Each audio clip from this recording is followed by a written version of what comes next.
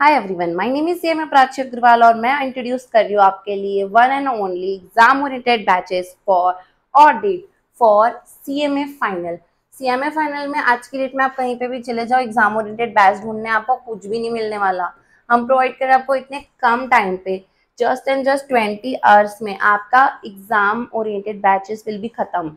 इसमें हम वो टॉपिक डिस्कस करेंगे जिससे डायरेक्टली एग्जामिनर क्वेश्चन पूछता है। सारे टॉपिक हम कवर करेंगे जो एकदम एग्जाम से इम्पोर्टेंट है, एग्जाम के लिए इम्पोर्टेंट है।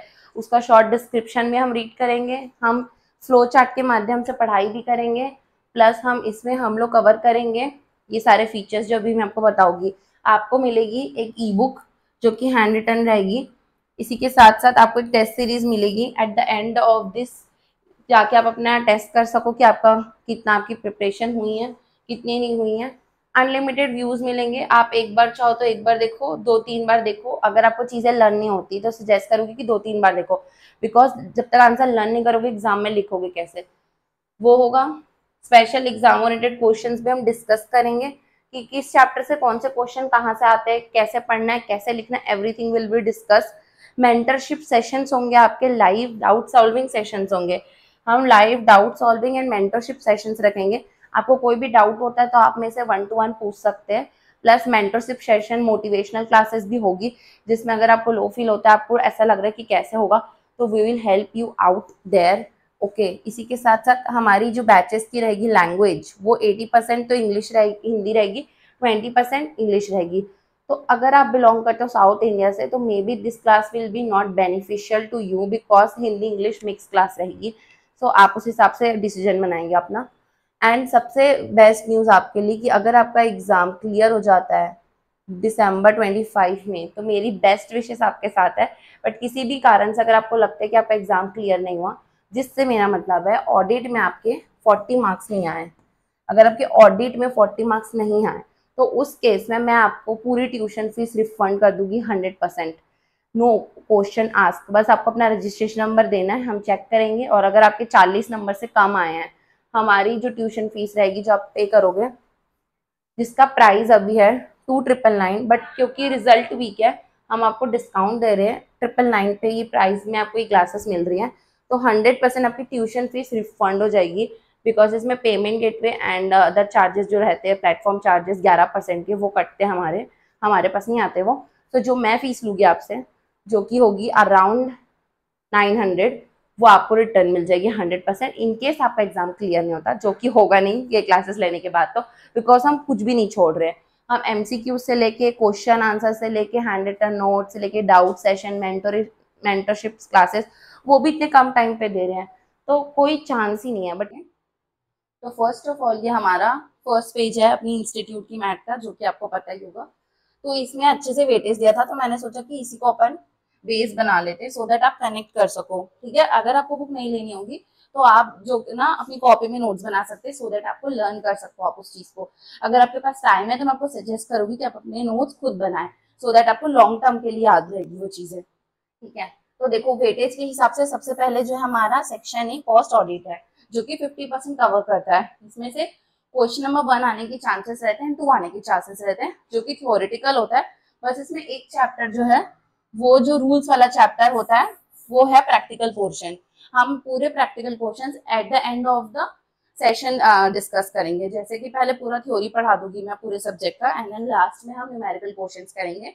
और न्यूमेरिकल क्वेश्चंस को बिल्कुल भी छोड़ के मत जाना, क्योंकि वो बहुत इजी क्वेश्चंस रहते हैं और बहुत जल्दी आपको समझ में आ जाएंगे। लाइक रिकंसिलेशन है, अगर आपने रेगुलर बैचेस भी नहीं खरीदी होगी और आप सिर्फ ये रिविजन लेक्चर देख के जाओगे तो भी आप एग्जाम क्लियर कर लोगे, आई कैन गारंटी दैट।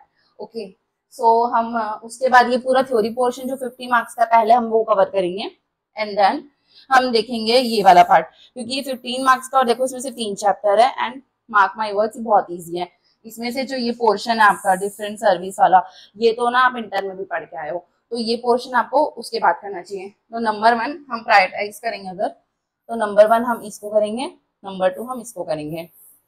फिर देखो इसका पोर्शन 10 है तो हम इसको करेंगे, क्योंकि ये न्यूली 2022 सिलेबस में आया है। इससे पहले जो 16 सिलेबस चलता था उसमें ये पोर्शन नहीं था, तो डेफिनेटली यहाँ से क्वेश्चन आता ही आता है। इन दोनों चैप्टर में से एक ही क्वेश्चन आता है, तो वो हम करेंगे, एंड देन लास्ट में हम इसको रिवीजन करेंगे।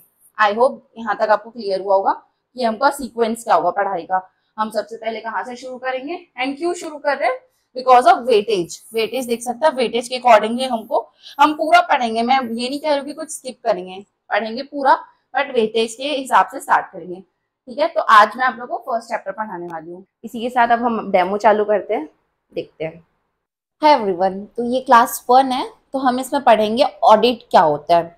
ठीक है, तो देखो, ऑडिट का मतलब होता है कोई भी चीज को चेक करना। मतलब कि अगर समझ लो कि आप गए शॉपिंग करने और आपने मम्मी से लिया 100 रुपीज, और 100 रुपीज लेने के बाद आप शॉपिंग करने चले गए, आपने ग्रोसरी शॉपिंग की एंड आपके पास कुछ पैसे बच गए 10 रुपीज एंड ऑल, और आपने उसे टॉफी खरीद ली। तो मम्मा क्या बोलेगी आपकी, बेटा बताओ कितने रुपए आपने खर्चा किया, एंड फिर आपसे पूछेगी अच्छा इसका इतने का सामान है, इतने का सामान है, okay 10 rupees is missing, where is the 10 rupees. तो फिर आप क्या बोलोगे, मामा मैंने ना चॉकलेट ले ली थी। तो मम्मा क्या की अभी, जो आपसे पूछताछ की, what is that, that is audit. मतलब जब हम कोई भी चीज को चेक करते हैं, रीचेक करते हैं, उसे हम क्या कहते हैं, ऑडिट। कहीं पर भी एग्जाम्पल लग सकता है, जैसे कि अगर आप अपना एग्जाम दे रहे हो खुद का, और खुद को खुद एग्जाम कर रहे हो। फॉर एग्जाम्पल आपने बोला कि एमक्यूपी अपलोड हो गया, let me check, MQP upload हो गया। मैं क्या करता हूँ कि मैं ना उसको जाके देता हूँ एग्जाम खुद से, और खुद से ना आपने पूरा एग्जाम दे दिया 3 घंटे बैठ के, और फिर आप बाद में क्या कर रहे हो, अपने फ्रेंड को आंसर शीट दे रहे हो, बोल रहे हो देख तो इसको चेक करके बताना कितना मार्क्स आया करके। what he is doing to your answer sheet, he is just auditing। वो आपके आंसर शीट को चेक कर रहा है कि सही हुआ है कि नहीं हुआ है, everything is well and good और नॉट। तो वो क्या कर रहा है, ऑडिट कर रहा है। Audit is nothing but checking, but in different terms. अगर हम थोड़ा सा और डीप में जाएंगे तो आपको और अच्छे से समझ में आएगा। देखो यहाँ पे मैंने लिखा हुआ इंडिपेंडेंट एग्जामिनेशन। मतलब अगर आप अपनी मम्मा से कोई चीज चेक करवा रहे हो, अपने फ्रेंड से चेक करवा रहे हो, तो वो लोग तो क्या है, आपके नोन है, आपके लव वंस है। तो वो लोग कैसे चेक करेंगे कि थोड़ा प्यार मोहब्बत में नंबर दे देंगे आपको, ठीक है। बट अगर कोई आउटसाइडर होगा, कोई टीचर होगा, कोई एक्सटर्नल टीचर होगा, आपने ये तो देखा ही होगा कि जब हम स्कूल में होते हैं, छोटे छोटे बच्चे थे, जब अपन क्लास 10 तक, तो टीचर चेक करती थी कॉपी। तो कभी कभी क्या किसी के मार्क्स एकदम खराब होते थे, तो क्या मैम फेल कर देती थी? नहीं ना, मैम क्या करती थी, थोड़े नंबर दे देती थी, चलो 1-2 नंबर से फेल हो रहा, लो ग्रेस मार्किंग 2-4 नंबर दे देती थी। बट क्या क्लास 10 के बोर्ड एग्जाम में उसको नंबर मिला? नहीं, बिकॉज एक्सटर्नल लोग अनबायस्ड होते हैं, उन लोग नंबर नहीं देते, वो लोग इंडिपेंडेंट होते हैं। इंडिपेंडेंट का मतलब दिमाग से इंडिपेंडेंट, मतलब वो लोग ये नहीं सोचते कि आपका क्या होगा अगर आप ये नहीं कर पाए। तो उनको इस सब चीज से कोई मतलब नहीं होता। उनकी ड्यूटी होती है कि जिस काम के लिए उनको रखा गया है वो लोग लॉयल्टी के साथ करे, अनबायस्ड ओपिनियन दे। अनबायस्ड का मतलब होता है कि कोई भी चीज पे हम लोग मतलब किसी की बातों में ना आए, किसी का इन्फ्लुएंस ना हो, किसी की मतलब यार वो है चलो दे देती हूँ नंबर, वैसा ख्याल ना है, उसको बोलते हैं अनबायस्ड ओपिनियन देना। तो इंडिपेंडेंट एग्जामिनेशन का मतलब होता है ऐसा कोई इंसान होगा आपकी कॉपी चेक करने वाला जिसको आप नहीं जानते, ना आपके पेरेंट्स जानते हैं, ना आपके टीचर्स जानते हैं, ना आपके फ्रेंड्स जानते हैं, कोई आउटसाइडर बंदा होगा। अगर वो चेक कर रहा है तब वो होगा इंडिपेंडेंट एग्जामिनेशन, ठीक है। तो जब बोर्ड एग्जाम में कॉपी चेक होती बाहर से, वो क्या होती है, ऑडिट होती है। जब इंटरनल चेक होती है तो क्या होती है, नॉर्मल चेक होती है, ठीक है। अब देखते हैं अपन वेरिफिकेशन ऑफ कॉस्ट रिकॉर्ड्स। अब आप बोलोगे मैम कॉस्ट रिकॉर्ड्स क्या होता है? तो देखो, कॉस्ट रिकॉर्ड्स का मतलब होता है आप अपने घर पे अगर आपकी मम्मी ने आपको कुछ सामान लाने को बोला, तो आप हिसाब किताब बनाएगी मम्मी कि आज इस महीने में मेरा राइस का इतना खर्चा हुआ, चीनी का इतना खर्चा हुआ, ग्रोसरीज का इतना खर्चा हुआ, अदर एक्सपेंसेस इतने हुए, ट्रिप में जाने के लिए शॉपिंग हुई वो इतना हो गया, फूड एंड अदर एक्सपेंसेस, बाहर खाना खाने गए थे उसके खर्चे हो गए। तो ये मम्मी क्या कर रही है, आपकी हिसाब कर रही है। मतलब क्या कर रही है, बिल बना रही है, बिल्स को इकट्ठा करके कैलकुलेट कर रही है, काउंटिंग कर रही है कि कब क्या खर्चा हुआ, कितना बजट हुआ, कितना, ये सारी चीजें मम्मी कर रही है। तो ये क्या कर रही है, रिकॉर्ड्स बना रही है। वैसे ही जब हम कोई कंपनी में होते हैं, कोई भी कंपनी में अगर हम रिकॉर्ड्स मेंटेन कर रहे हैं, मतलब कहाँ पर कितना खर्चा हुआ, कॉस्ट रिकॉर्ड्स का मतलब क्या होगा, नाम से सोचो। लाइफ में ना बहुत सारी प्रॉब्लम्स आती है, बट जब हम प्रॉब्लम्स की डेप्थ में नहीं, उसकी मतलब नाम से ही हम समझने की कोशिश करते हैं ना, बहुत सारी सॉल्व हो जाती है। मेरे को बहुत सारे काम ऐसे हैं जो मुझे नहीं आते हैं, बट मैं नाम से समझ समझ के ना वो काम कर लेती हूँ। आपको भी समझना पड़ेगा कि कॉस्ट रिकॉर्ड्स लिखा है मतलब क्या होगा, क्योंकि हम कोई भी चीज लर्न नहीं करने वाले हैं यहाँ पर। हम उसको इस तरीके से समझेंगे कि आपको लॉन्ग टर्म बेसिस में वो चीजें याद रहे। तो देखो, कॉस्ट रिकॉर्ड्स का क्या मतलब होगा।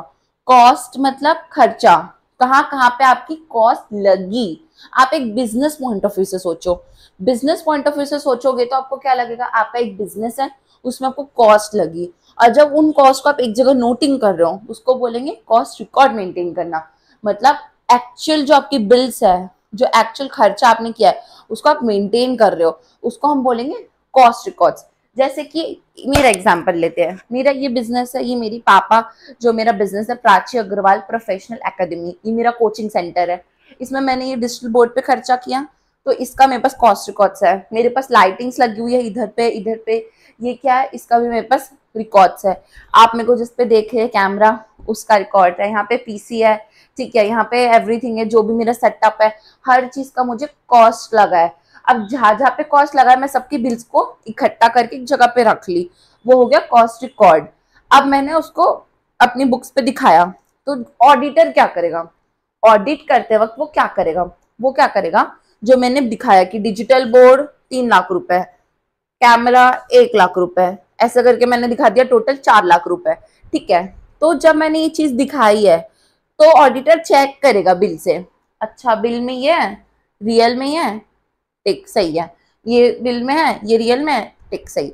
मतलब वो क्या कर रहा है, ही इज जस्ट चेकिंग। आपके एग्जाम में आंसर की को लेके जो एक्सटर्नल मेंटर रहता है वो क्या करता है, आंसर की से आपके आंसर शीट को मैच करता है। वही करता है ऑडिटर भी, ऑडिटर बस मैच करके देखता है कि जो है और जो शो हो रहा है वो दोनों सेम होना चाहिए, उसमें कोई मैनिपुलेशन नहीं होनी चाहिए। ठीक है, तो जब हम कॉस्ट रिकॉर्ड्स को चेक करते हैं, उसको वेरीफाई करते हैं, उसी को हम क्या कहते हैं, ऑडिट करना कहते हैं। ठीक है, जब उसको कौन कौन सा व्यक्ति करता है, इंडिपेंडेंट व्यक्ति करता है। तो audit is an independent examination of cost records and other related documents, जो भी डॉक्यूमेंट्स होंगे आपके, उसको जब हम इंडिपेंडेंट एग्जामिनेशन करते हैं।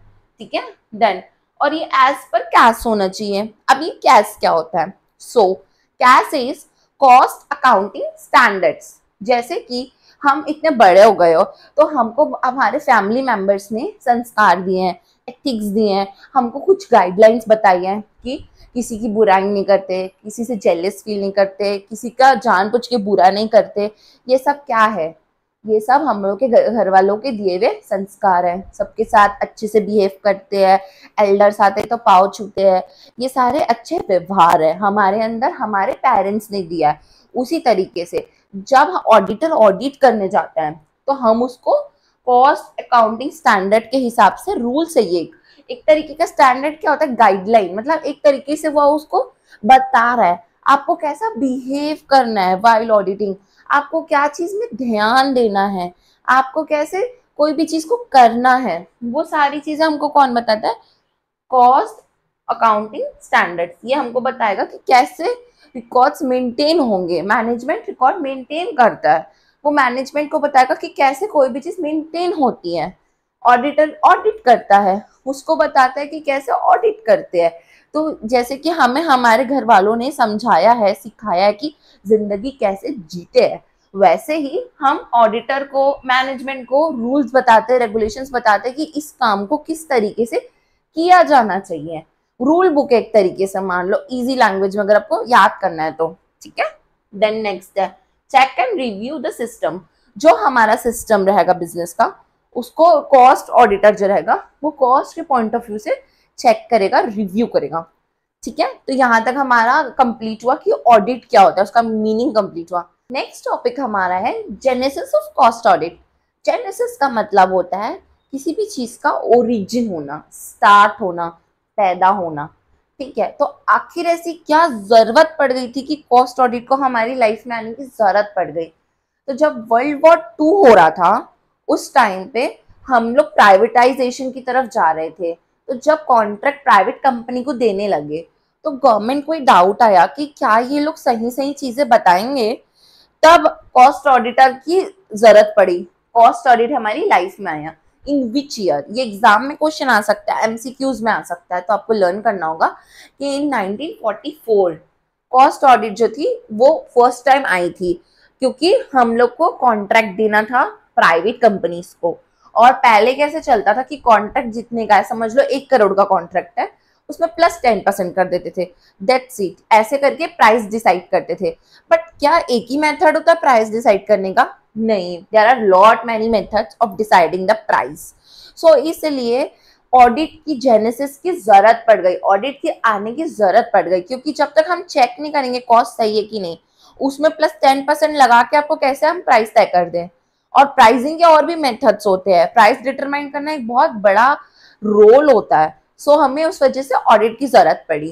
तो 1944 में audit for the first time आया था, एंड 1959 पे cost audit and works act बना।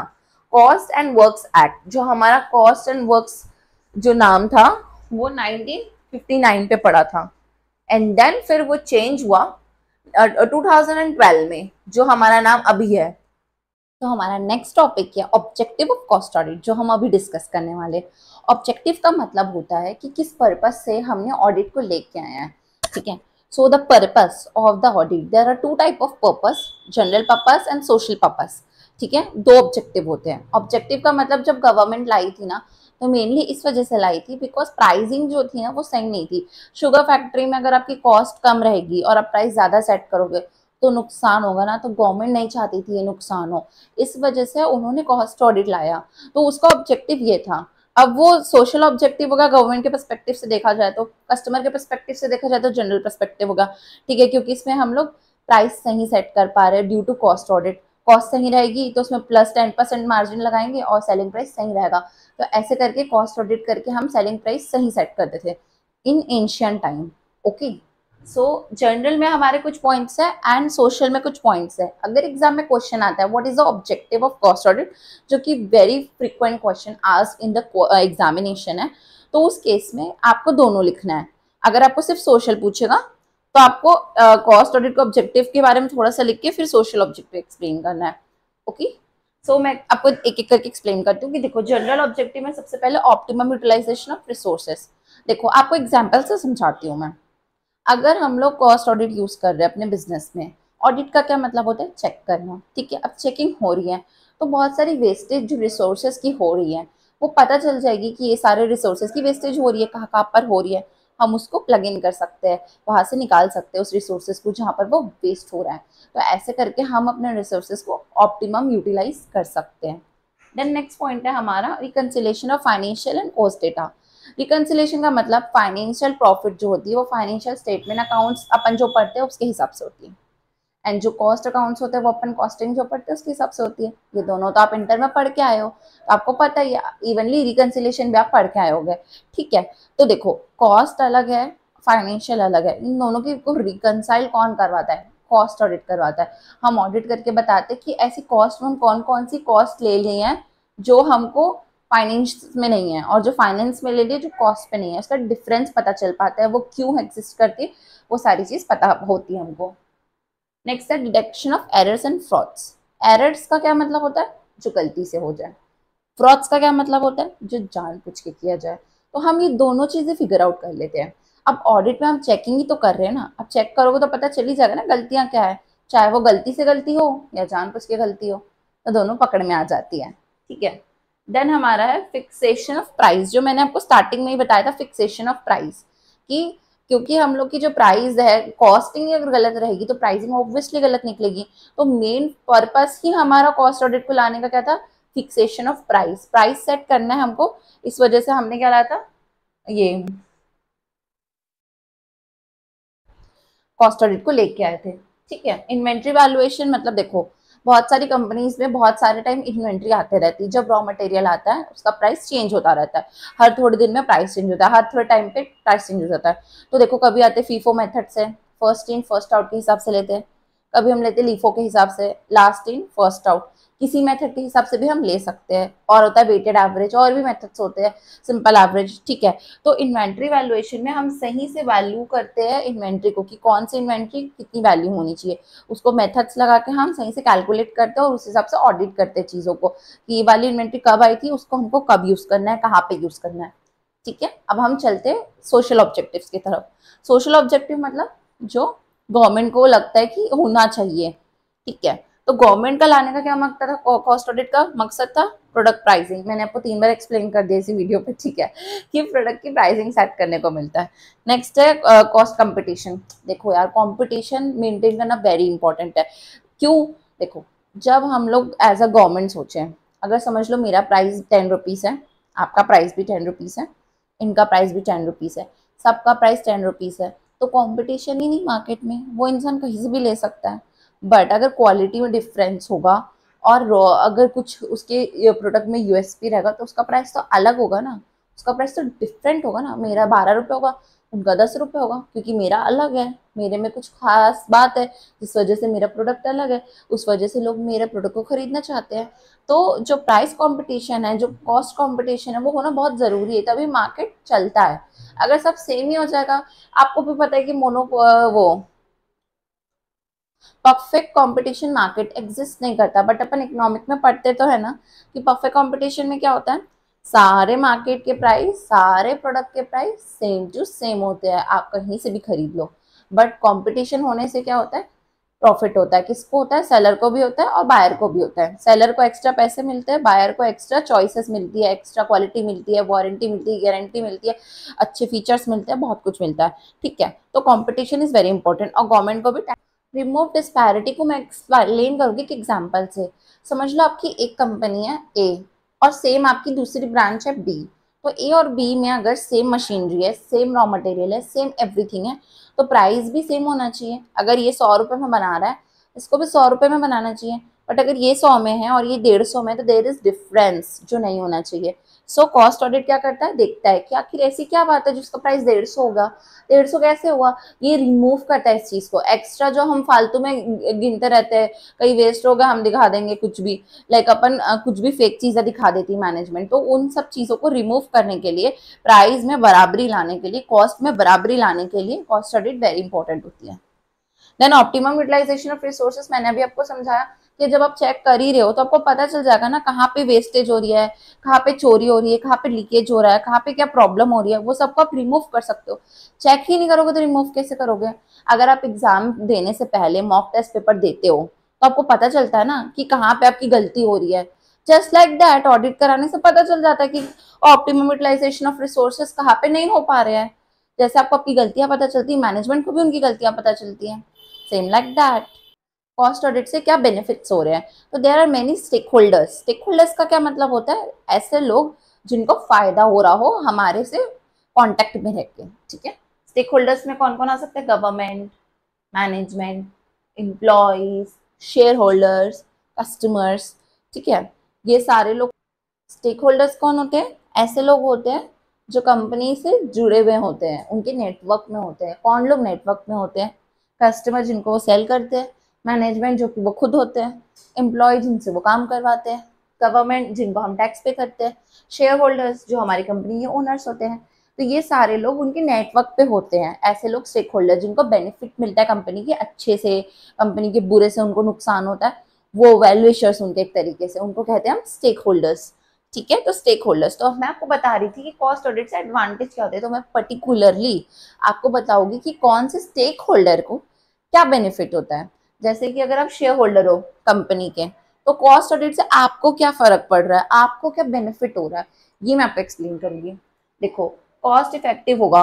देखो, अगर कॉस्ट इफेक्टिव हुआ तो आप शेयर होल्डर, आपको सही इन्फॉर्मेशन मिलेगी कि यहाँ पे कॉस्ट सही है। अगर कॉस्ट सही रहेगी तो प्राइस सही रहेगा, प्राइस सही रहेगा तो मार्केट में सही दाम पे बिकेगी वो चीज़, तो वो प्रॉब्लम नहीं देगी फ्यूचर में आपको।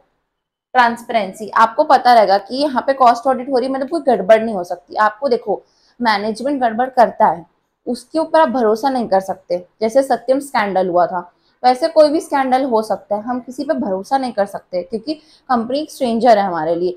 हमारे पास तो सिर्फ फाइनेंशियल स्टेटमेंट वगैरह डेटाज होते हैं, बट अगर कोई बाहर का बंदा आके चेक करके जा रहा है जो कंपनी के रिश्तेदार नहीं है, तो इससे क्या होगा? इससे भरोसा बढ़ जाएगा आपका कंपनी पे कि हाँ ये जो बंदा है ये सही चेक कर रहा होगा, तो ट्रांसपेरेंसी बन जाएगी, मतलब वो चीज़ आपके लिए आर पार हो जाएगी। कंपनी की जो जो पिक्चर है वो आपको ऑडिटर आर पार दिखाता है, ठीक है। गवर्नमेंट को क्या है, मैंने आपको पहले ही बताया था कि pricing, government is very into की प्राइसिंग सही होनी चाहिए। प्राइसिंग कब सही होगी, जब कॉस्टिंग सही होगी। सो कॉस्ट ऑडिट प्राइसिंग में हेल्प करता है। सेम विथ इन्फ्लेशन, इन्फ्लेशन मतलब महंगाई। महंगाई कैसे बढ़ती है, अगर आप सारी चीजों के प्राइसेस बढ़ा दोगे तो महंगाई ऑटोमेटिकली बढ़ जाएगी। बट अगर आपने कॉस्ट ऑडिट करवाई है, तो कॉस्ट ऑडिट अगर करवाओगे तो कॉस्ट सही लगाओगे। कॉस्ट सही लगाओगे तो 10% मार्जिन के बाद जो प्राइस रहेगा वो इन्फ्लेटेड रहेगा कि नॉर्मल रहेगा। आप बताओ, नॉर्मल रहेगा या इन्फ्लेटेड रहेगा? ऑब्वियसली नॉर्मल रहेगा, ठीक है। तो ये इन्फ्लेशन पे भी हेल्प करता है।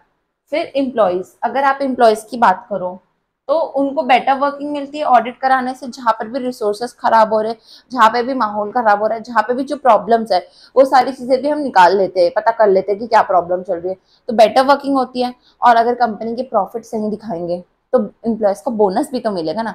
फॉर एग्जाम्पल, अगर आप किसी कंपनी के एम्प्लॉय हो, समझ लो मैं एक एम्प्लॉय हूँ मिस्टर ए, ठीक है।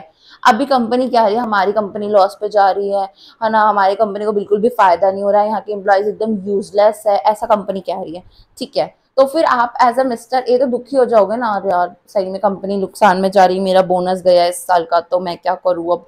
बट अगर ऑडिटर आके आपको बता दे ये जो कंपनी है ये झूठ कह रही है, ये ऐसा कुछ भी नहीं हो रहा, ये गलत सलत कैलकुलेशन की है, और वो सही कैलकुलेशन करके बता दे कि देयर इज ह्यूज प्रॉफिट जो ये हाइड कर रही थी, तो इससे क्या होगा, एम्प्लॉयज जो है उनको बोनस मिल जाएगा, उनका इंक्रीमेंट हो जाएगा, बिकॉज उन्होंने अच्छा काम किया ना, तभी तो कंपनी प्रॉफिटेबल है।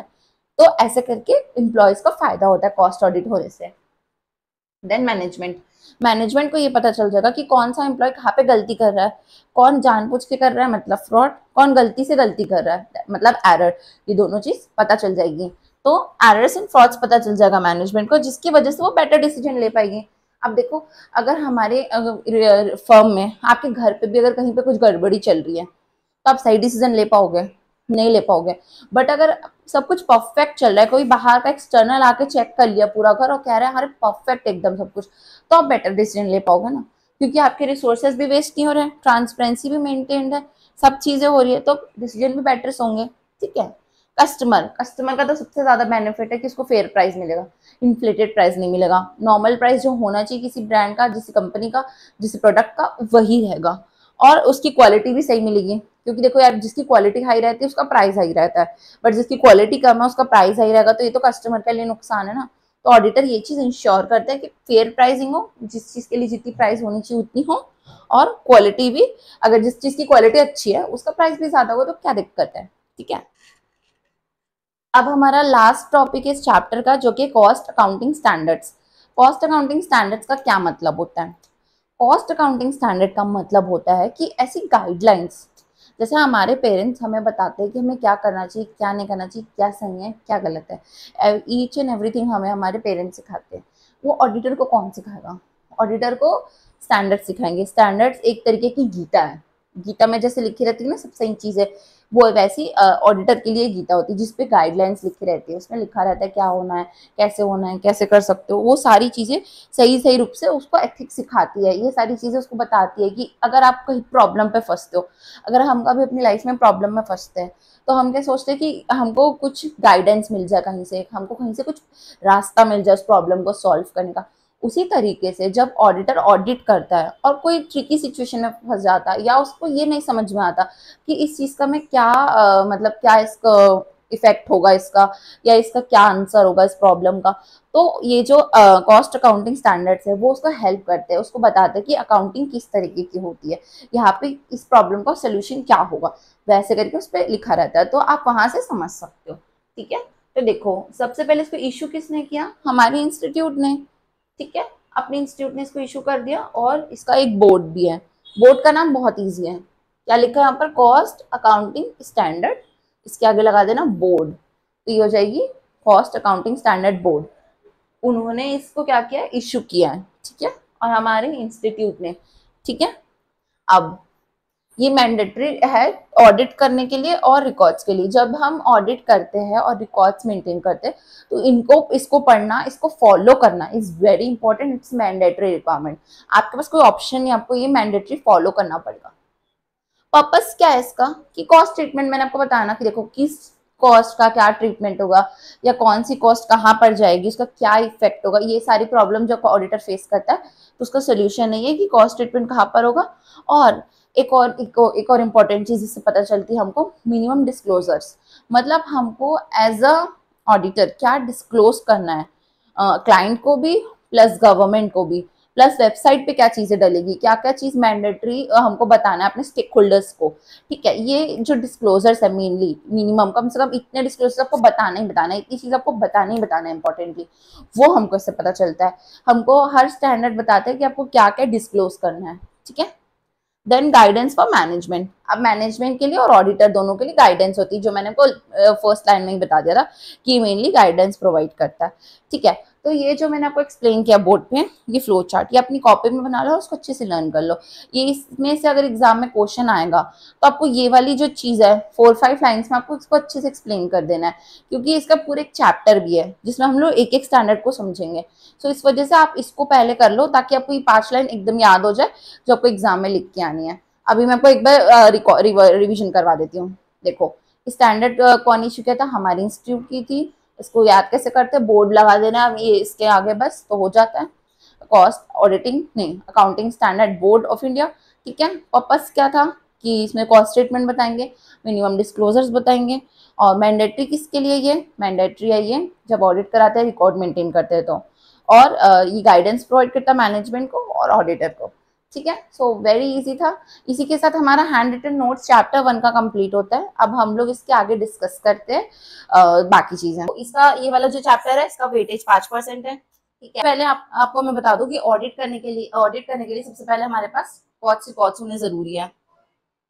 ठीक है, कॉस्ट रिकॉर्ड्स होने जरूरी है, कॉस्ट स्टेटमेंट्स होने जरूरी है। तो कॉस्ट रिकॉर्ड और कॉस्ट स्टेटमेंट जो रहते हैं वो उसके लिए हमको पहले अकाउंटिंग करनी पड़ती है। जब अकाउंटिंग होगी तब तो ऑडिटिंग होगी ना। अकाउंटिंग किस चीज का करोगे, कॉस्ट रिकॉर्ड्स और स्टेटमेंट का। ठीक है, तो हमने क्या पढ़ा, कॉस्ट रिकॉर्ड्स,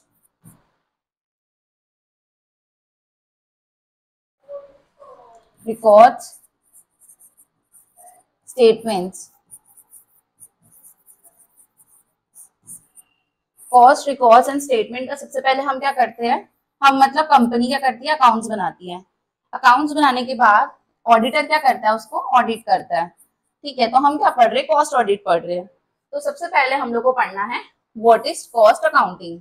जब तक आपको कॉस्ट अकाउंटिंग समझ में नहीं आएगा कॉस्ट ऑडिटिंग कैसे समझोगे। तो देखो, कॉस्ट अकाउंटिंग क्या होता है, ये प्रोसेस होता है जिसमें हम क्या करते हैं, क्लासीफाई करते हैं, आइडेंटिफाई करते हैं, मेजर करते हैं। ठीक है, तो देखो डेफिनेशन में भी लिखा है, process of identification, classification, measurement.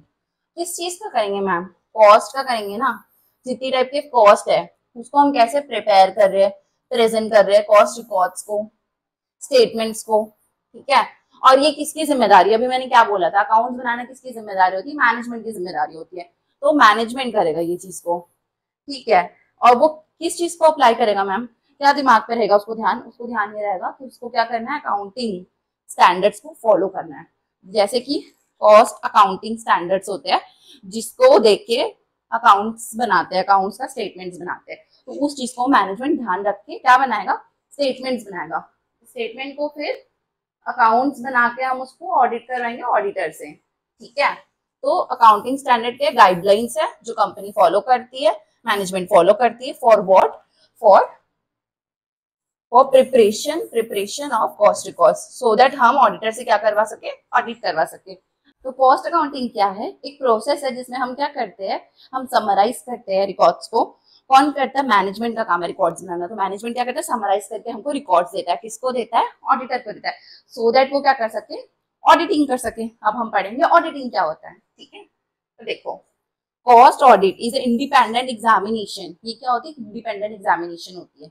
Cost audit is independent examination of financial statements, records and other related documents of what. हम क्या पढ़ रहे हैं, कॉस्ट ऑडिटिंग पढ़ रहे हैं ना, तो कॉस्ट रिकॉर्ड्स को ही करेगा ना। अभी मैनेजमेंट हमको क्या बना के दिया, कॉस्ट रिकॉर्ड्स बना के दिया। तो कंपनी जो है वो हमको, मैनेजमेंट जो है वो हमको क्या बना के दी, कॉस्ट रिकॉर्ड्स बना के दी। अब हम जो ऑडिटर है वो क्या करेंगे, ऑडिटिंग करेंगे कॉस्ट रिकॉर्ड्स को। और हमारा विजन क्या रहेगा कि हम इंडिपेंडेंट व्यू दे अपना, क्योंकि हमारे पास वो आई क्यों है, ताकि उसको इंडिपेंडेंट व्यू मिल सके। बाकी जो हमारे स्टेक होल्डर्स होते हैं, स्टेक होल्डर्स जो होते हैं हमारे, वो कौन होते हैं, पिछली क्लास में मतलब रेगुलर बैचेस में मैंने आपको बताया था, इम्प्लॉयज होते हैं, इन्वेस्टर्स होते हैं, गवर्नमेंट होती है, ठीक है। इन लोग जो होते हैं इनको क्या चाहिए रहता है, ये सोचते हैं कि कंपनी जो है वो कहीं फ्रॉड ना कर दे, कहीं अपने पहचान के आदमी से काम ना करवा ले, जिससे क्या होगा, फ्रॉड हो जाएगा। तो उनको ट्रस्ट नहीं होता आपके ऊपर, उनको क्या नहीं होता, उनको ट्रस्ट नहीं होता। किसके ऊपर नहीं होता, मैनेजमेंट के ऊपर ट्रस्ट नहीं होता। उस वजह से हम क्या करवाते हैं, ऑडिटिंग करवाते हैं। किससे करवाते हैं, इंडिपेंडेंट व्यक्ति से करवाते हैं, ठीक है। तो अभी तक हमने क्या पढ़ा, कॉस्ट अकाउंटिंग क्या होता है, रिकॉर्ड स्टेटमेंट्स होता है जो कंपनी बनाती है, क्या फॉलो करती है उस समय, कॉस्ट अकाउंटिंग स्टैंडर्ड्स फॉलो करती है।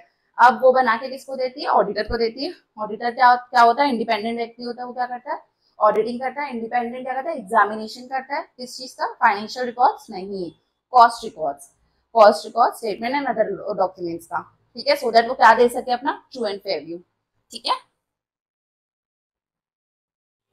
एक्सप्रेस ओपिनियन, वो अपनी ओपिनियन दे सके कि ये जो आपने जो भी डेटा दिया है, स्टेटमेंट दिया है, रिकॉर्ड्स दिया, अदर रिलेटेड डॉक्यूमेंट दिया है, वो क्या है, वो बायस नहीं है, वो गलत नहीं है, वो सही है, ठीक है। यहाँ तक क्लियर हुआ। अब आप पूछेंगे मैम कॉस्ट अकाउंटिंग स्टैंडर्ड्स क्या होता है, ये बताइए ना।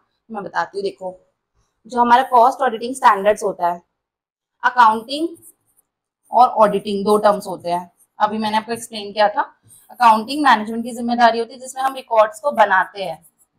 ऑडिटिंग का मतलब क्या होता है, चेक करना, उसको चेक करते हैं। तो हम क्या पढ़ रहे हैं, अभी इसका स्टैंडर्ड पढ़ रहे हैं, ठीक है। यहाँ तक क्लियर हुआ। हम क्या पढ़ रहे हैं, कॉस्ट ऑडिटिंग स्टैंडर्ड्स। वो हमको क्या गाइड करती है, जब एक ऑडिटर है, आप ऑडिटर हो, मैं एक ऑडिटर हूँ, हम सीएमए बन गए, ठीक है। हम जब ऑडिटिंग करेंगे तो हमारे दिमाग में क्या होना चाहिए, अभी पढ़ते हो क्या होना चाहिए।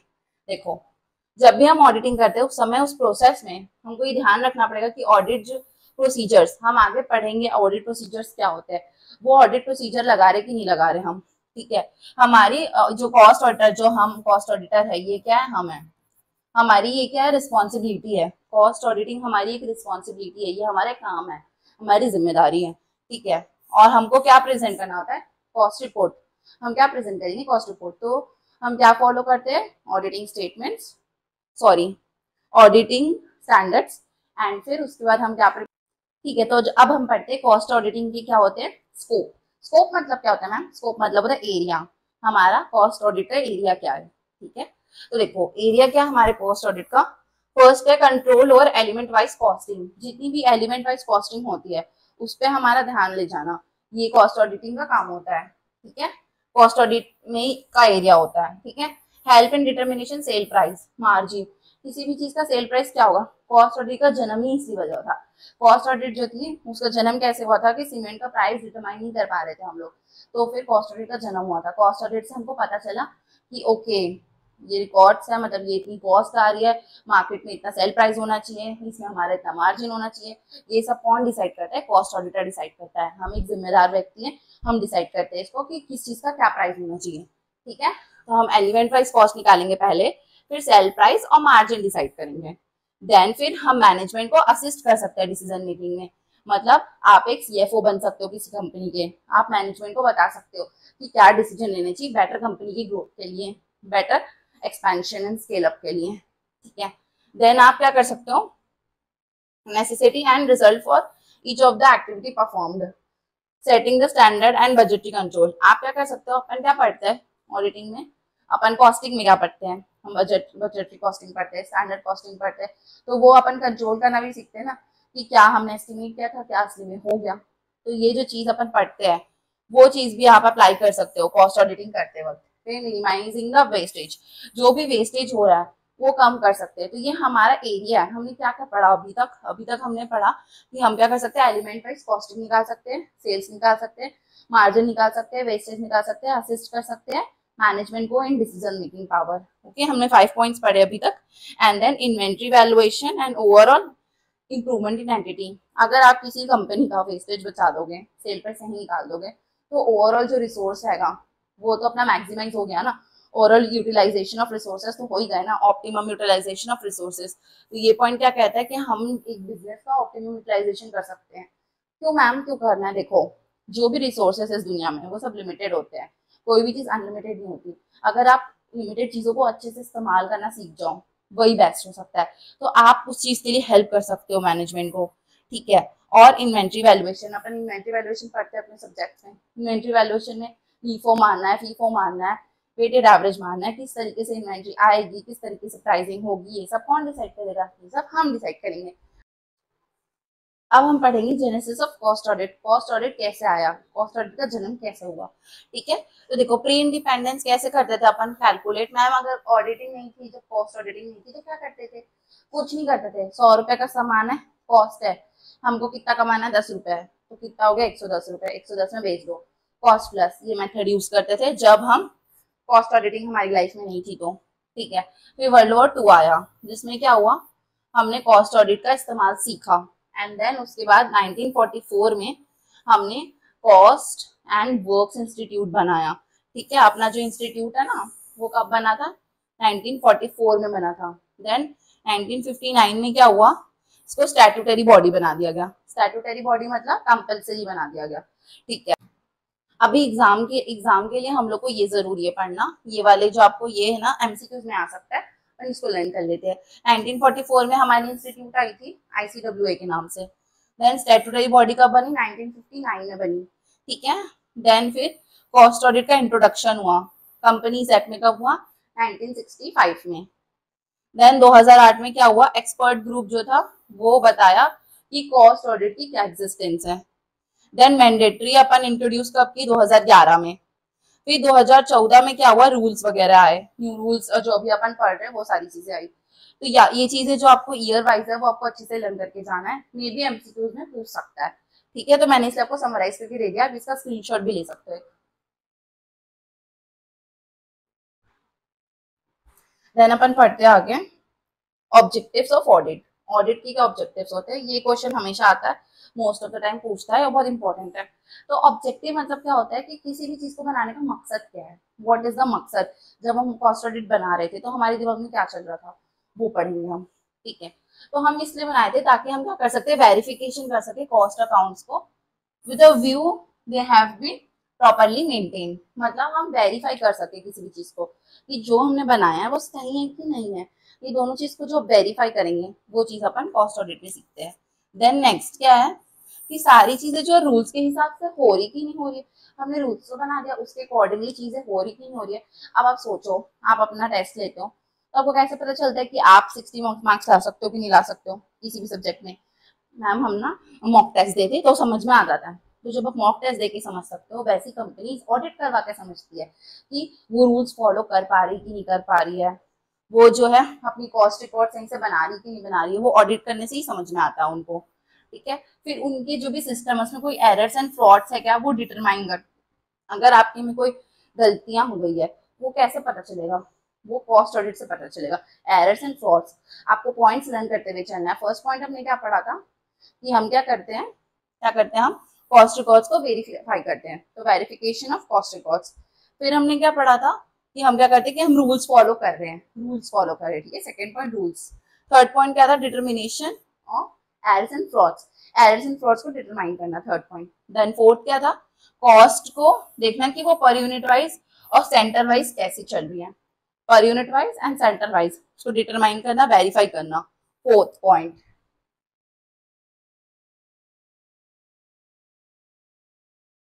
देन अभी हमने पढ़ा था inventory valuation, fixation of price, जो ऊपर पढ़ा था वही इसमें भी आ जाएगा। देखो, inventory valuation, fixation of price. अब हम लोग जो अकाउंट्स डिपार्टमेंट वाले जो चीजें बनाते हैं, हम जो बना रहे कॉस्ट वाले, उन दोनों को रिकनसाइल भी तो करना पड़ेगा ना। तो reconciliation between cost and financial data. फिर मैं अभी बताया कि ऑप्टिमम यूटिलाइजेशन ऑफ रिसोर्सेज, तो वही पॉइंट है। आप सेम पॉइंट 3-4 ऊपर वाले भी यहाँ लिख सकते हो, ऑप्टिमम यूटिलाइजेशन ऑफ रिसोर्सेज, ठीक है। फिर एबनॉर्मल लॉसेस, इसको कैसे लर्न करेंगे मैम? देखो, आप ऐसे लर्न कर लो कि एरर्स एंड फ्रॉड्स निकालते हैं, एबनॉर्मल लॉसेस निकालते हैं, ठीक है। फिर inter unit, inter firm and anti dumping and GST compliance वगैरह हो रहा है कि नहीं साथ में, ये सारी चीजें चेक करते हैं। तो ऐसे तो एग्जाम में 7 मार्क्स का क्वेश्चन आता है, तो आप 7 पॉइंट लर्न कर लो तो सफिशियंट है, ठीक है। तो अपन एक बार रिवीजन कर लेते हैं सारे पॉइंट्स का। फर्स्ट पॉइंट हमने क्या किया था, verification of cost data, determination of price, optimum utilisation of resources, errors and frauds, abnormal losses, units cost निकालना, रूल्स को फॉलो करना, ठीक है, फिर इन्वेंट्री वैल्यूएशन करना, ठीक है, फिर इंटरफर्म कंपैरिजन करना, एंटी डंपिंग ड्यूटी, ठीक है, inventory valuation, reconciliation of cost and financial data. अभी तो ये क्या हुआ, हमारा नॉर्मल ऑब्जेक्टिव हुआ। अब हम क्या पढ़ेंगे, सोशल ऑब्जेक्टिव। गवर्नमेंट को क्या फायदा हो रहा है कॉस्ट ऑडिट लाके, ये पढ़ेंगे अब हम। अब देखो गवर्नमेंट जो है वो देखती है कि कोई भी कंपटीशन बना रहे ताकि डिमांड सप्लाई सही रहे और प्रोडक्ट का प्राइस फेयर रहे। तो कॉस्ट ऑडिटर क्या करता है, फेयर प्राइसिंग में उनको हेल्प करता है, ठीक है, कि प्राइसिंग जो है प्रोडक्ट की वो सही है कि नहीं है, ये चीज कॉस्ट ऑडिटर बताता है। कोई भी अगर गड़बड़ी प्राइस में तो उसको रिमूव करेगा, कौन करेगा, कॉस्ट ऑडिटर, ठीक है। फिर देखो आप सोचो ना, प्राइस गलत हो गया, कंपटीशन कम हो गया, उसकी वजह से सारी प्रॉब्लम हो गई, ठीक है। तो हमने सबसे पहले क्या किया, प्राइस ही को ठीक किया, उसमें जो भी परेशानी थी उसको हटाया। उसके बाद हम क्या कर रहे, जो इकोनॉमी में इम्बैलेंस आ गया था उसको बैलेंस किया, ठीक है। देन कंपटीशन ना बनाया, नॉर्मल कंपटीशन हम मेंटेन करके चलते ताकि ट्रेड चलता रहे, ठीक है। एंड देन फिर उसकी वजह से क्या हुआ, optimum utilisation of resources, simple, ठीक है। नेक्स्ट टॉपिक पढ़ते हैं। अब हम पढ़ेंगे एडवांटेज क्या होते हैं कॉस्ट ऑडिट के, ठीक है। तो एडवांटेजेस ऑफ कॉस्ट ऑडिट पढ़ रहे हैं। अभी हमने जो पढ़े ना वही वही पॉइंट्स रिपीट होते रहेंगे, ठीक है, क्योंकि मेनली कॉस्ट जान के प्राइसिंग सेट करने के लिए कॉस्ट ऑडिट आया था। तो देखो फिर से प्राइस कंट्रोल टूल यूज करते हैं इसको, ठीक है, cost structuring, share holder communication, value creation, performance measurement, ये सारे पॉइंट्स किसमें आते हैं, एडवांटेज ऑफ कॉस्ट ऑडिट है। ये सब आपको एग्जाम में लर्न करके जाने होंगे, एज इट इज पॉइंट लिखने पे आपको मार्क्स मिलेंगे, ठीक है। फिर एक्सपर्ट कमेटी ने क्या बताया कि ये कॉस्ट की इंफॉर्मेशन जो रहती है हम शेयर होल्डर को दे पाते हैं, क्योंकि देखो यार कंपनी जो है ना शेयर होल्डर के साथ इंफॉर्मेशन शेयर नहीं करती, और शेयर होल्डर क्या है, ओनर ऑफ द कंपनी, उनको सब पता होना चाहिए। कॉस्ट ऑडिट के माध्यम से शेयर होल्डर को पता चल जाता है कि किसी भी प्रोडक्ट की कॉस्ट क्या है, फिर उसी हिसाब से वो प्रॉपर डिसीजन ले पाता है। उसके हिसाब से अपन क्या कर सकते हैं, परफॉर्मेंस इवेल्युएशन कर सकते हैं। वैल्यू चेन क्या होती है, सबसे पहले कोई प्रोडक्ट क्या होता है, वेयर हाउस में रहता है, वहां से फैक्ट्री में आता है, फैक्ट्री से मैन्युफैक्चरिंग होता है, डिस्ट्रीब्यूट होता है, ये सब क्या होती है, वैल्यू चेन होती है, ठीक है। तो यूजफुल वैल्यू चेन के बारे में हमको पता चलता है, कस्टमर प्रॉफिटेबिलिटी के बारे में पता चलता है। कॉस्ट ऑडिट से हमको क्या क्या पता चला, शेयर होल्डर को हम कम्युनिकेट कर सकते हैं कॉस्ट की इन्फॉर्मेशन, परफॉर्मेंस इवेल्युएशन कर सकते हैं, वैल्यू चेन के बारे में बताएंगे, एंड कस्टमर प्रॉफिटेबिलिटी हम बताएंगे कि रिसोर्स कैसे यूज करें, optimum utilisation of resources same to same, and then हमारा प्रोडक्ट मिक्स क्या है, मतलब हम सीमेंट बनाते हैं, मैगी बनाते हैं, बिस्किट बनाते हैं, क्या बनाते हैं, कितने परसेंटेज में बनाते हैं, 35% ये बना रहे, 25% वो बना रहे, 50% ये बना रहे, ये सारी चीज की वाफिकेशन डिटेल विद कॉस्ट डिटेल्स, ये सब कौन बताएगा, कॉस्ट ऑडिटर बताएगा। इससे क्या होगा, हम ट्रू एंड फेयर व्यू दे सकते हैं, जो भी हमारी वेस्टेज है उसको कम कर सकते हैं, और गवर्नमेंट जो है वो हमको हेल्प करती है टैक्सेशन पॉलिसीज में, ठीक है। अब लास्ट टॉपिक हम पढ़ते हैं आज का, जो कि है कॉस्ट अकाउंटिंग स्टैंडर्ड्स, ठीक है। अभी हमने पढ़ा था ऊपर ऑडिटिंग स्टैंडर्ड, अब हम अकाउंटिंग स्टैंडर्ड पढ़ रहे हैं, ठीक है। तो कॉस्ट अकाउंटिंग स्टैंडर्ड्स क्या होते हैं, कॉस्ट अकाउंटिंग बोर्ड जो है, देखो हर कोई किसी न किसी चीज को बनाया होता है ना, तो हर की बोर्ड होती है, तो इसकी कौन बोर्ड है, कॉस्ट अकाउंटिंग स्टैंडर्ड की बोर्ड है कॉस्ट अकाउंटिंग स्टैंडर्ड बोर्ड, जो कि है ICMAI, ओके, ठीक है। हमारे इंस्टीट्यूट ने एक बोर्ड को जन्म दिया, एंड जो बोर्ड है उसने बनाया कॉस्ट अकाउंटिंग स्टैंडर्ड्स, ठीक है। ये हमको क्या प्रोवाइड करेंगे, एक यूनिफॉर्मिटी, कंसिस्टेंसी, बताएंगे कि हम कैसे काम करें, ठीक है, सही से काम कैसे कर सकते हैं। मेनली किसके लिए होती है, हमारी इंडस्ट्री मेनली मैन्युफैक्चरिंग के लिए होती है, क्योंकि अभी तक हमने जो भी पॉइंट्स पढ़े, optimum utilisation of resources, range set करना, प्राइस सेट करना, इन्वेंट्री मैनेज करना, प्रोडक्ट मिक्स देखना, ये सारे पॉइंट्स किसमें मेनली देखे जाते हैं, मैन्युफैक्चरिंग में। तो ये मेनली मैन्युफैक्चरिंग के ऊपर फोकस करती है। ये गाइडेंस देती है, किसको देगी मैम, जो भी यूजर्स रहेंगे उनको देंगे, गवर्नमेंट रेगुलेटर है जो, और एकेडमिक्स जैसे अपन पढ़ रहे हैं, तो हम तीन लोगों को ये इन्फॉर्मेशन प्रोवाइड करती है, किसको किसको, यूजर्स को, रेगुलेटर को, और एकेडमिक्स वालों को, ठीक है। ये लीगल रिक्वायरमेंट में भी काम आती है, कंप्लायंस वगैरह करने में, और ये सपोर्ट करती है ताकि हम कॉस्ट स्टेटमेंट सही बना सके। जब हम cost statement, records, other document सही बनाएंगे तभी तो हम ऑडिटिंग सही करेंगे, तो आपको पेज नंबर 117 ऑफ बुक्स आना है और आपको ये एमसीक्यूज मिल जाएगा। फर्स्ट क्वेश्चन हम डिस्कस करते हैं कि जो कॉस्ट ऑडिट है वो इंडिया में फर्स्ट टाइम कब इंट्रोड्यूस हुआ। तो हमने डिस्कस किया था 1965 में, ठीक है। नेक्स्ट क्वेश्चन, अगर आपको लगता है कि ये वाला आपको टर्म याद नहीं आ रहा या फिर आपको ये कहाँ पर था ये याद नहीं आ रहा, तो इसके लिए मैंने रेफरेंस भी दे दिया है। आप ये स्टडी मैट का रेफरेंस है, तो आप वहां से रिफर कर सकते हो, तो आपको याद आ जाएगा। नेक्स्ट है हमारा कि हमारा जो ICWA है वो कब ICI हुआ था। तो वो कब हुआ था, 2012 पे, ठीक है। ये ईयर से जेनेसिस ऑफ ऑडिट में हमने पढ़ा था, ठीक है। नेक्स्ट ही डेफिनेशंस में था, जो कि इतना इंपॉर्टेंट नहीं था।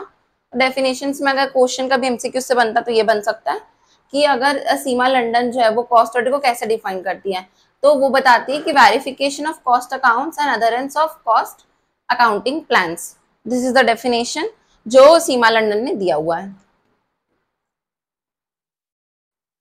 ऑडिट जो है वो डिफाइन करती है, आईसीआई किस तरीके से डिफाइन करती है उसको, तो उसको कैसे करती है कि इसमें अपन रिव्यू करते हैं, इसमें एग्जामिनेशन करते हैं, अप्रेजल करते हैं कॉस्ट अकाउंटिंग का। ये तो अपन ने पढ़ा ही है कि हमने क्या किया, independent examination of financial cost statements and other related documents, ये हमने पढ़ा था।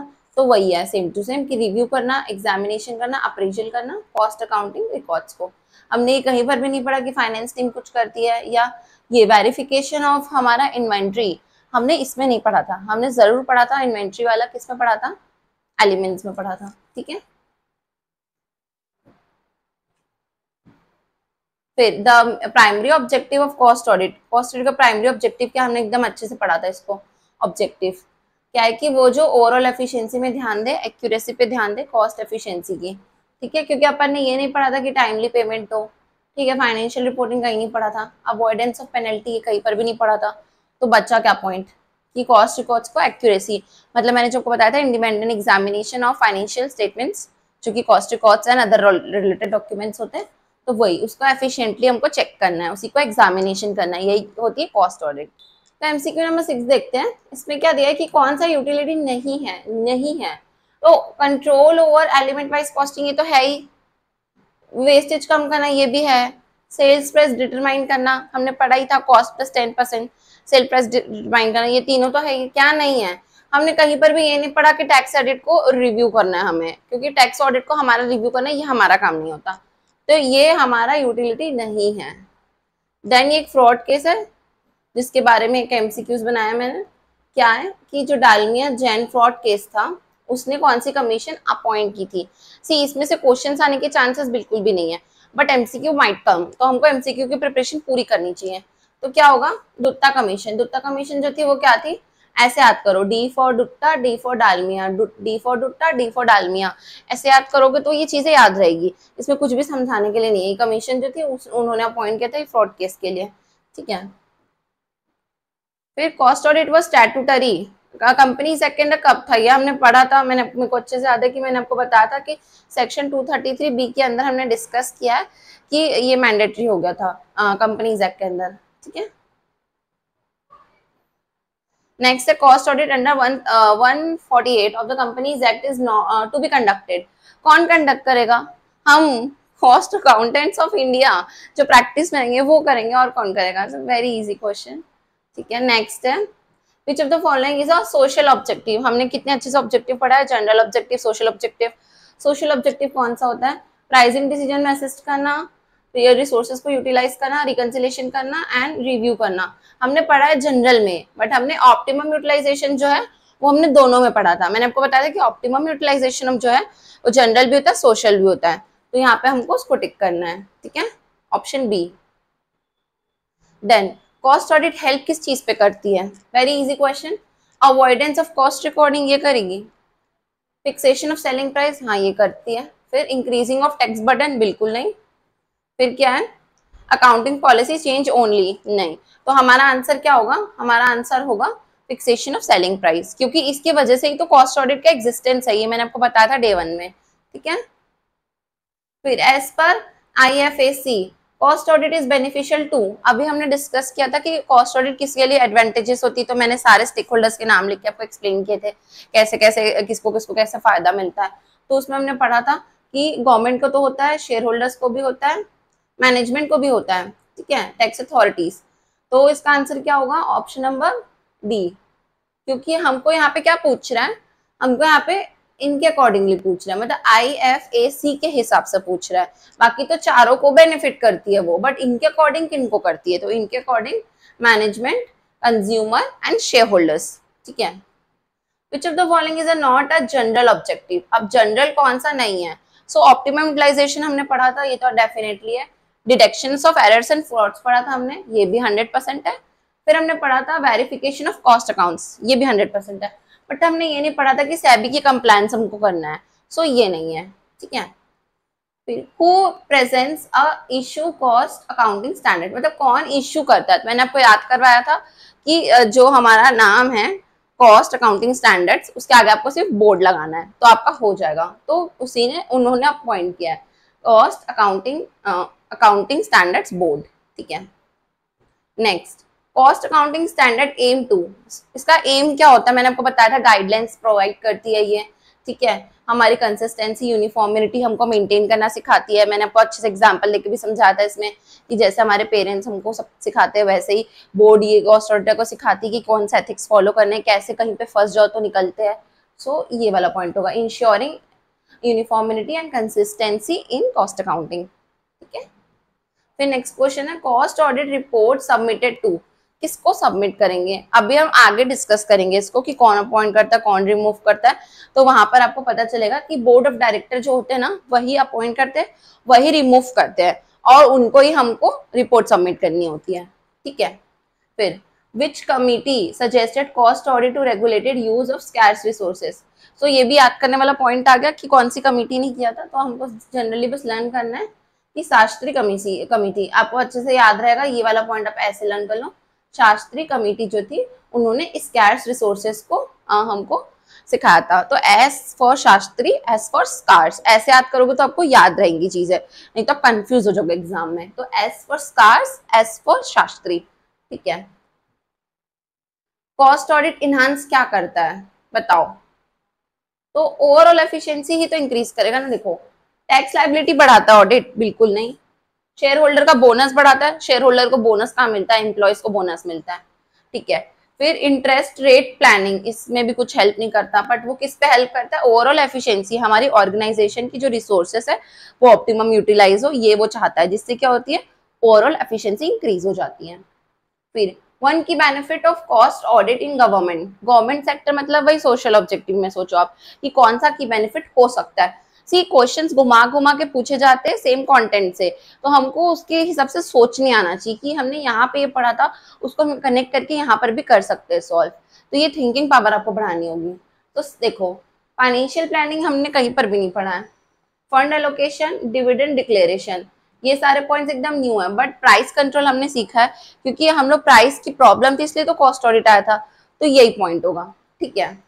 फिर cost audit standard helps in, cost audit standard किस चीज में हेल्प करता है, ऑब्वियसली डिसीजन बनाने में हेल्प करेगा ना। मैंने आपको बताया कि वो देखो, हमारे पेरेंट्स हमको क्या सिखाते, अच्छे संस्कार देते जिससे हम सही डिसीजन ले पाते हैं लाइफ में। वैसे ही स्टैंडर्ड भी हमको क्या सिखाता है, डिसीजन मेकिंग, सपोर्ट, पावर, ये सारी चीजें सिखाता है। इसी के साथ हमारा चैप्टर 1 का एमसीक्यूज यहीं पे एंड होता है। अगर आपको वीडियो अच्छी लगी हो तो प्लीज लाइक करो, शेयर करो एंड सब्सक्राइब करो, अपने फ्रेंड्स के साथ शेयर करो। Thank you so much for watching, bye guys.